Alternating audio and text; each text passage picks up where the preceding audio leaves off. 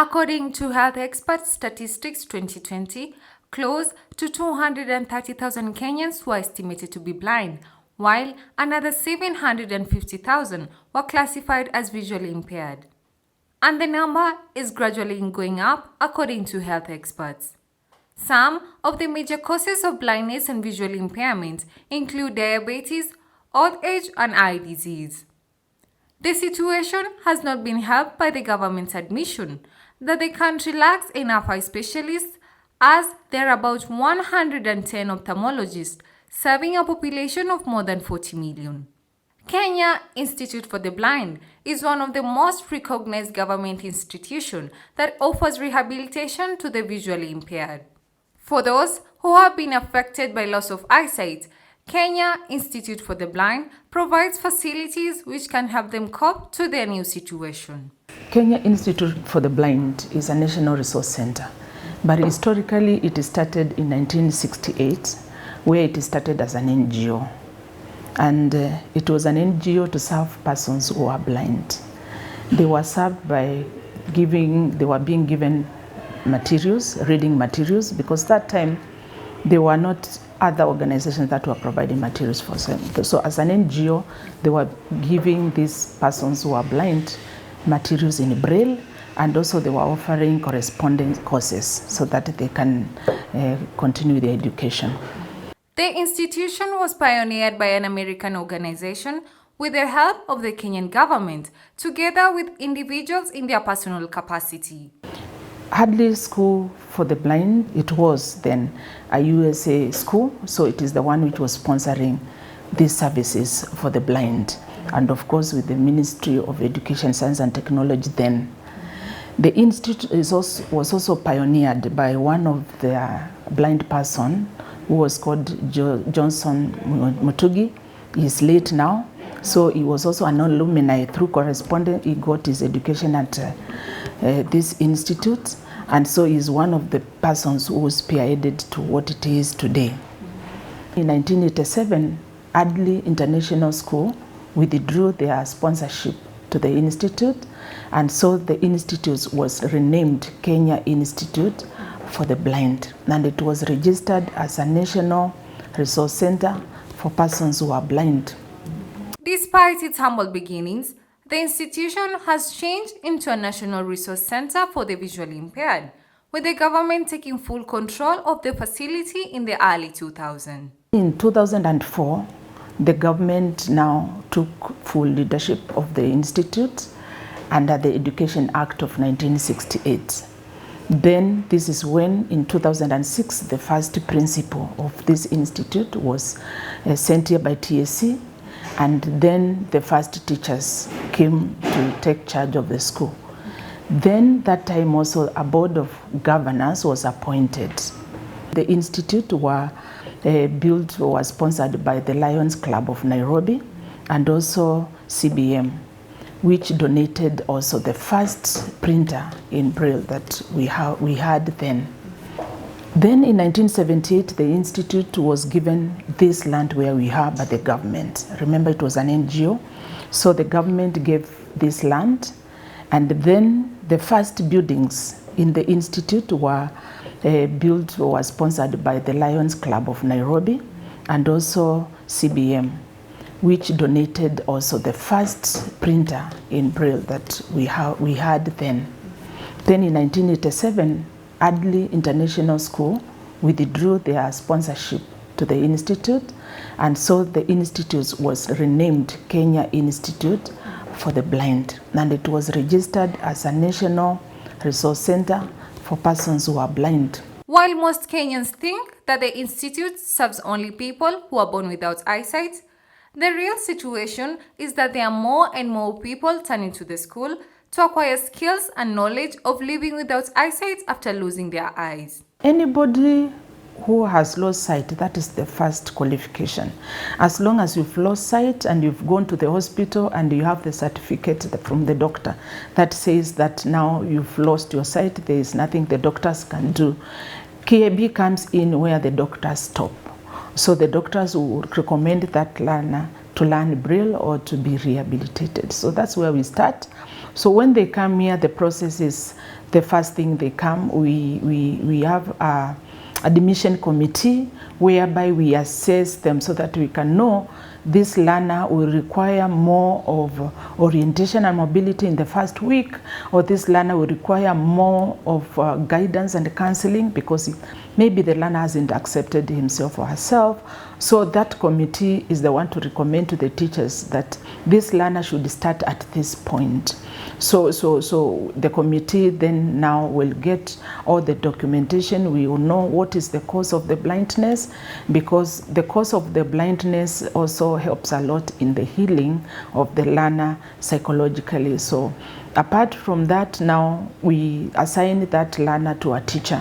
According to its deputy principal, Madam Karanja, the aim of the institution is to teach a person who has lost his or her sight how to be self-sufficient. Our key requirement is for this person to be independent. So we want them, when they're instituted, they can be able to go to the facilities, they can access the library, they can come to the administration block and all that. So the independence starts the first day they come to the institute. And then now we take them to the hostels, where we also do orientation of the environment of the hostel, so that when they go back to in the evening, they know where the facilities are and they are able to access their rooms without a lot of support.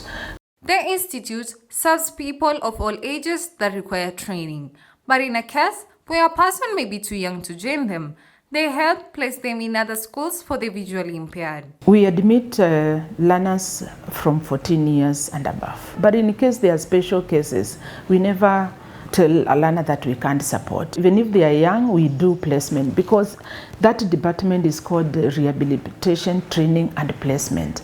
So sometimes if the learner is too young, the parents have come here, they don't know another school or another organization, then we also talk to the schools for the blind, where we refer those learners to the school so that they can start their school from the schools for the blind or integrated programs.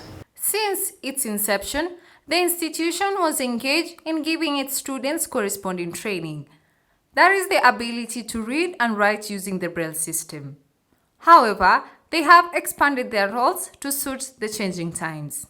Since that time, Kenya Institute for the Blind has expanded its services. Initially, it was offering corresponding courses and materials for persons who are blind. Now, to date, Kenya Institute for the Blind is offering all the services to learners and trainees with visual impairment.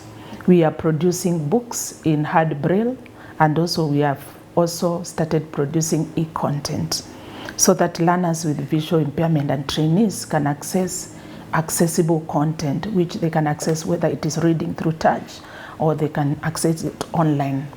Apart from that, we are also now expanding to reach out for learners who have print disabilities. We have learners who are not blind, but they are not able to access materials which are in print. So we are also developing content for them. Madam Karanja emphasizes that rehabilitation of learners is the central aim of the institution, and also reaching out to other institutions to support them when there is need. We are also doing educational rehabilitation for learners who lose sight while they are in school.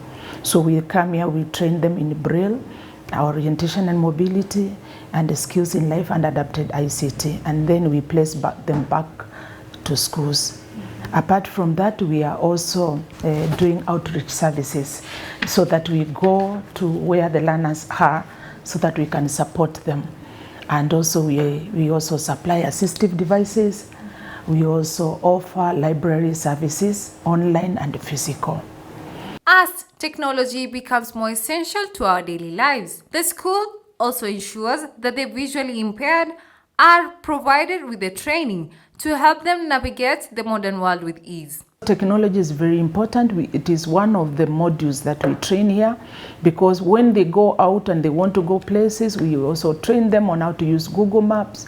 We train them to use all the technologies that other persons who are not blind are using, so that it helps them in navigation and also for them to be safe. Learners are also given basic skill training to help them become self-sufficient and not reliant on the help of others to manage their homes and places of work. In this area of skill training, we take them through 4 major areas of training. One of them is personal care and person organization. We also do food preparation and food etiquette and service. We also take them through social skills, and then finally we also take them through home management. And these are 4 broad areas in which we teach them pertinent skills that fall within that area that we have selected. So like for example, where we stand, we are in a kitchen, a facility where they're supposed to learn how to prepare food, how to use different cooking gadgets, how to organize their kitchen, how to do cleaning of the items that they're using in the kitchen, how to pack their items in the kitchen. For example, you can see a rack here where we have spoons, where we have some food containers. We also have some sufurias packed here in some cabinets here. So essentially what we do, we take them through how to do the cooking, how to plan for that cooking, how to prepare the food stuff before they can cook. And then we also take them through how to organize the items in the kitchen so that each item is located in a specific place where they can be able to locate it, so that they are not jabbered, and so that they can be able to use those items with safety. And then we also introduce them to different types of cookers. Like for example, you can see we have a gas cooker here. We also have a meko. We also have a meko. We also have a jiko poa, because not all of us will live in the urban areas. Some of us live in the rural areas. We also have a jiko that is somewhere in the store. We introduce them to all these cooking gadgets so that they can be able now to operate them with safety and confidence. So this kitchen will give them basic skills of independence that they can be able to use later in life when they graduate from our rehabilitation. Even though the training is given to all learners, Mrs. Lucy Murungi says it is particularly important to those who have lost their sight later in life. So this training is very, very important. We teach our young children, but now for a person who has gone blind later in life, it is very, very important. And when this is not taught, this is why we find them clumsy sometimes, we find them disoriented, or we find them doing things differently from us because no one has taken time to teach them how to do things differently after losing their life, and also giving them confidence that it is possible. You can dress smart.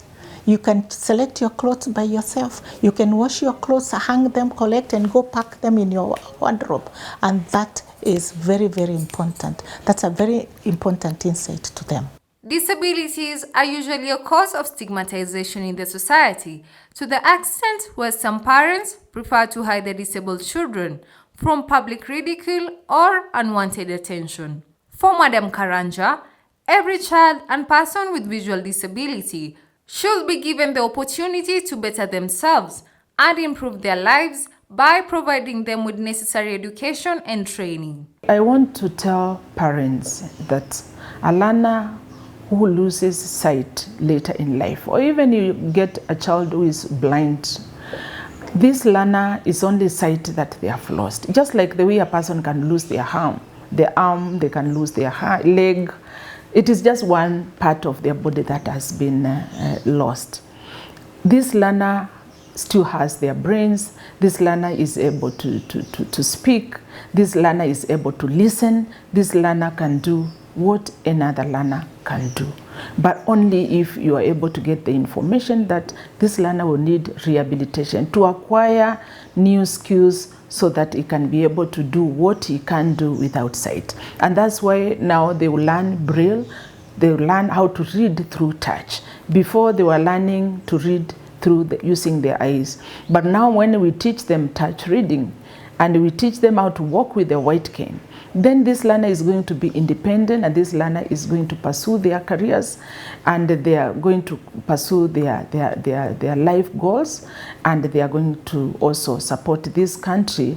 She also has advice for special school teachers to be keen and diligent in their work, as their approach to their duties has a great effect on their trainees. I want to call upon those teachers who went back to school just to acquire that degree so that they can go to special schools to relax, that they should remember that these learners are looking up to us to serve them. So when you have taken that special education training and you've been posted to a school, whether integrated or special school, you need to serve that learner, because remember, apart from serving the learner, you're serving God and also serving your country, and you are earning a salary so that you can serve that person there. So you need to always to think of that I want to better the life of this person who has lost sight, because already they have challenges of having lost sight. Then when now they include lack of education, then you can see the compound challenges that this learner will face. More importantly, she wants the institution and people working to make the lives of people living with visual impairment to join hands to ensure that their already stretched resources are used efficiently. We need to work together. We don't have to duplicate services. We shouldn't work like we are in competition. There are things that we can put our resources together, and even the human resource together, so that we can give better services. Apart from providing training and rehabilitation, the Institute also houses a Braille Press department that is responsible for production of reading materials to be used by the visually impaired. This is a Braille Press section under Educational Resources Department.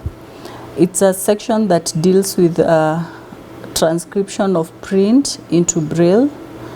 So what we do here, we transcribe books into Braille. We get orders from our customers, that is government organizations, schools, or any other document from an individual. We mostly transcribe curriculum books and documents from other organizations. However, the Braille Press department does faces a variety of challenges, forcing them to work with what they can. Cost of repairing the machine is very high. Machines keeps on breaking down because we are doing mass production. So we have to have a technician coming every now and then to check on our machines. Then the cost of paper is also high. So the cost of production will also be high. The other challenge is with the people who are working here, especially the person who is trimming. When they are trimming and the machines are running, the place is too noisy. So there's a challenge of noise pollution, which is a health hazard in the long run. We also have a challenge with renewing our softwares for transcription, the DBT. The softwares are not locally available, so we have to source for them from outside the country. And since they are not locally available, then it's not something that you can request today and do tomorrow. It's something that you have to wait, but we are managing. Mtazamaji na msikizaji, unaweza wazia umekuwa ukiona tangu utotoni na kwa ghafla macho yako haiwezi kuona tena kwa sababu moja au nyingine, pengine ajali, ugonjwa au sababu nyingine ile. Any loss can be very devastating. But how does one recover from the loss of eyesight and moving on with life? This is the story of Mumasi, who despite losing his sight since childhood, he has been able to make himself a productive member of the society. Kama mimi ninaye nena sasa hivi, sioni, nilipoteza macho nikiwa mtoto, lakini kwa sababu nilipata mafunzo, nikachukulia mafunzo haya maanani. Sasa niko hapa kama mwalimu, kama mshauri, nasaidia wenzangu ambao hawaoni. Nasaidia jamii yangu, niko na jamii yangu ambayo inanitegemea, niko na mke na watoto. Kwa hivyo mimi si mzigo kwa jamii, bali nachangia hata uchumi na maendeleo ya nchi. Jeremiah Mumasi is responsible for providing counseling to people who have lost their sight in order to help them cope with the new condition. Mtu ambaye amekuwa akiona na kwa ghafla anapoteza uwezo wa kuona, anapitia changamoto mbalimbali. Utapikwa na mshtuko, utakuwa na hali ya kutokubali, utapitia hali ngumu sana. Na kwa hivyo usipopata ushauri na saha, inakuwa ni ngumu kumtu kama huyo kujikubali, na ndiposa tuko katika taasisi hii. The biggest obstacle in the way of rehabilitation of anyone who has lost his or her sight is denial, warns Mumasi.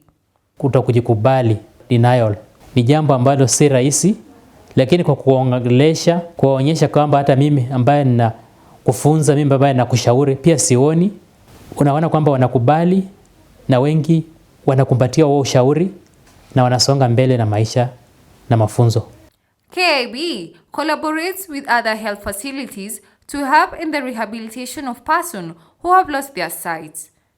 Through its training, rehabilitation and placement department, doctors can send their patients to get training and rehabilitation at the institute. Wasioona tunawatrain kutumia assistive technology kama makompyuta, kama simu, sana sana kabla hawajaenda shule, vyuo vikuu ama na taasisi zingine za elimu. Lakini wajibu wetu hasa ni wa rehabilitation. Rehabilitation ni ile hali ya kumwezesha mtu kufanya yale mambo ambayo alikuwa anafanya kabla aweze kupoteza uwezo wa kuona, akitumia njia zingine tofauti kama vile kusoma na kuandika akitumia braille, kutumia assistive technology, kuweza kufanya mambo mbalimbali na kuweza kutembea independently bila kuhitaji msaada kila wakati. Hii inaitwa orientation and mobility. On completion of the training, the institute makes recommendation for the person trained to be allowed back to their jobs or get new jobs, which is essential in helping them get back to some sort of normalcy. Placement ni kwamba tunamrudisha huyu mtu mahali alikuwa kabla aweze kupata kuacha kuona. Kwa hivyo tutaenda, kama mtu alikuwa shule, tutaenda tumtafutie ile shule ambayo itamfaa na tuhakikishe kwamba amerudi shule na ameendelea na masomo yake. Kama mtu alikuwa anafanya kazi, tutaenda tumrudishe shule na tuongee na muajiri wake ili aweze kuelewa ya kwamba licha ya huyu mtu kuwa haoni, bado kuna mambo ambayo anaweza fanya na akakuwa wa manufaa katika jamii. As the number of people seeking this training and rehabilitation continues to grow due to accidents and other medical conditions, KIB assistance to these people is limited by the number of hostels they have, as they cannot serve as many people as they would like to. Ukiangalia sisi kwa wakati huu hatuna mahali pa kuaccommodate our students. Tuko katika harakati za kujenga. Kwa hivyo unakuta hilo ni jambo ambalo linafanya wanafunzi waweze kulipa pesa mingi kwa zile hostel ambazo ziko karibu na mahali hapa, na unakuta hiyo ni changamoto kwa sababu inafanya sasa waone kama mafunzo yetu imekuwa ghali. Kwa sasa tunapoongea kuna watu kama 40 ambao wamekuwa enrolled, lakini hawajafika kufanywa rehabilitation kwa vile hawezi kumudu hiyo gharama ya accommodation. With years of serving the visually impaired, the institute has attracted learners from all walks of life. We managed to talk to a number of current and former learners, some of whom went on to become teachers and managers at the institute. When Lazarus Omusila lost his sight, he did not know what to do next. He had been a banking accountant, looking forward to a brighter future when everything went black for him. He says he found out about the institute by mistake, something that turned out to be a blessing for him.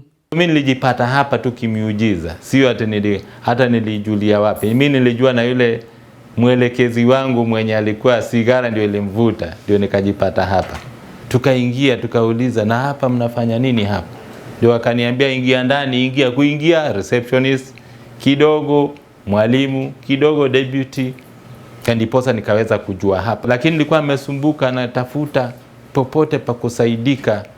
Kwa hakika wengi wanaopoteza macho saa ingine tunashindwa kujua tuende wapi. He now heads the ICT department after being in the institute for over 10 years, first as a learner.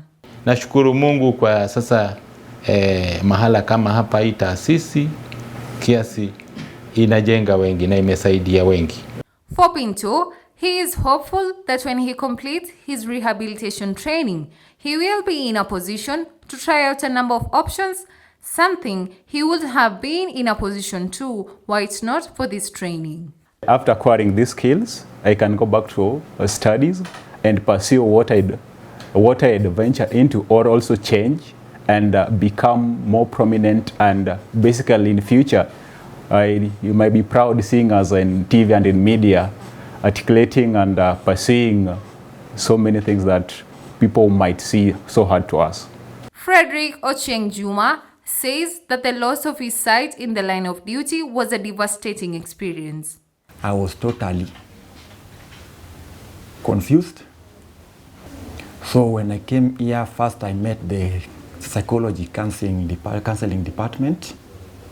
They took me through counseling sessions, where through the counseling department is where I came to realize that even if you are disabled, there is one thing that you can do differently. Meaning, being disabled doesn't mean your disability, even in your mind. It means you are able differently. I learned the computer skills that enables me to discharge my duties at work, and also those skills is what I'm using at Kenyatta University, where I'm pursuing bachelor's degree in gender development studies. The administration police officer says he has regained his confidence in life and is looking towards a brighter future. He is proud of being able to do something that most of us take for granted, which is looking after himself and taking care of his family. So through this institution, I came to learn how I can do my household duties on my own, even whether my wife is there or is away. I can iron my clothes, my uniform, I can cook for myself, and etc. I wasn't born blind, so one day I slept and woke up, and the only thing I was able to see is darkness. And that's the time that my life changed, from being a sighted student to being a blind student. Imagine waking up one day to the reality that you have lost one of the most important senses. We all need to navigate the world safely. This is what happened to Patricia Kamene at a very young age, and she admits it was a surreal experience. It was so difficult, first of all, to convince myself that I cannot see, because I thought I was dreaming, and also convincing my parent, who was my mother, that I cannot see, because it seems I was joking, or I was faking, I was running away from examination, not knowing it was a reality. And my life has changed. She had to drop from school in search of medication from hospitals and other places that provided a ray of hope. I had to drop out of school for 3 years, when my parents and I were seeking for a cure. Because we all thought that something, maybe this is witchcraft, and maybe going through prayers and stuff, my eyesight can come back. But all was in vain. I went to men of God, I was taken to witch doctor, but nothing, it never bear fruit. So the other option was going back to school, but by then my parents didn't know that a person with disability, a person with visual impairment, can be taken to school and get education like other students, and that person achieves her goals or his goals. So it took a long period of time convincing my father, because he was the breadwinner of the family. My mom by then was a housewife, So, because The society believe that if you have a disability, the only thing that you can do is begging in the streets. So they thought that was my fate. The bubbly Patricia, who is pursuing leadership and management course at Tangaza College, believes there is more to live for, and her advice to others is acceptance of the situation and moving on. Those people who have lost their sight, there is hope. Whatever you're supposed to do, accept yourself. Because if you don't accept yourself and you don't love yourself, nobody will love you. We come from very humble backgrounds, and without your support, we cannot do it. We cannot make it. Because sometimes our facilities are very expensive. You know, our schools are at a far distance, and we have to travel. We need your help. We need your assistance in terms of school fees, in terms of facilities, and in everything. Even if it's possible, pocket money, because you can't be in school and you don't have anything to eat, empty stomach, and you want to study. It's very impossible. Even though the institution is not known to many people, there are efforts being undertaken to make the society aware that there is a place to help those who are visually impaired. Martin is the Public Relation Officer of KIB. Katika hii department, tuko na mandate ya kushowcase KIB services and goods, what we produce. So we usually go for exhibitions in various functions to create awareness on KIB products and services. Kwa hivyo hamasisho tunafanya sana hadi ngazi ya county ili waweze kuwa na habari na waweze kuelekeza wale wazazi ama wale watu ambao wamepata ulemavu wa macho mahali ambapo wanaweza pata usaidizi. His humble appeal is to the well-wishers and government to come in and help the institution complete its dormitory facilities to help more students find accommodation within their facility. Ingelipenda ku-appeal to even the well-wishers, the government, anybody who would want to intervene in the issue of the hostel. The structure is already up.